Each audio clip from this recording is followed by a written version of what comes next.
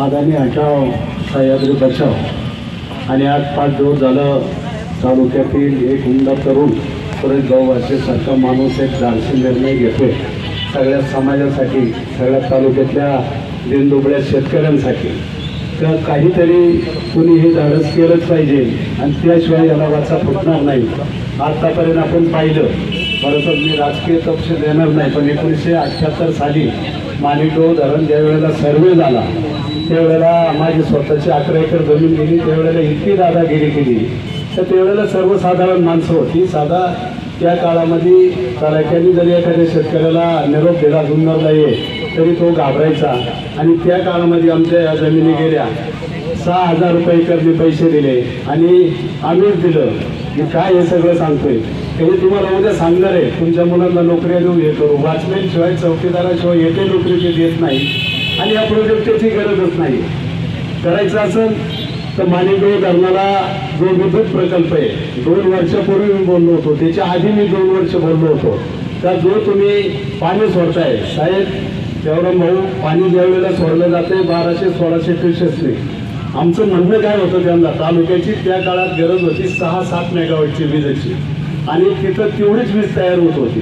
मग तुम्ही जर ती जानेवारी महिन्यापासून वीज प्रकल्प जर सुरू केला तर निश्चितच जून जुलैपर्यंत चालेल. एवढं पाणी त्या धरणामध्ये राहतं, पण एका वेळेला 1-1-1.5 महिना पाणी खाली सोडून द्यायचं. त्याच्यावर काय कोण बोलतं मला तितकं जायचं नाही त्या खोलामध्ये.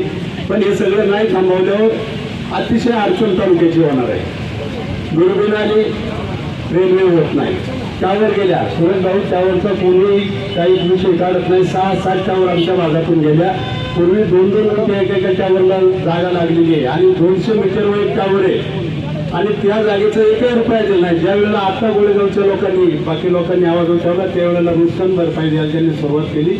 म्हणजे दादागिरीनं हे प्रकल्प जर आपल्या पश्चिम भागामध्ये तालुक्यामध्ये जर राबवत असेल तर आपण सगळ्यांनी, मी 3 दिवस बाहेर होतो, मला रात्री कळाल्यावर मला रात्रीच वाटलं होतं सुरेश भाऊला भेटल्याशिवाय राहणारच नाही. कारण हे धाडस करणं खरोखर मी त्या माणसाचं कौतुक करतोय. तर का केलं पाहिजे हे जर आपण नाही काही केलं तर मी पाहत राहणार का, चौकीदार म्हणून राहणार का आपण.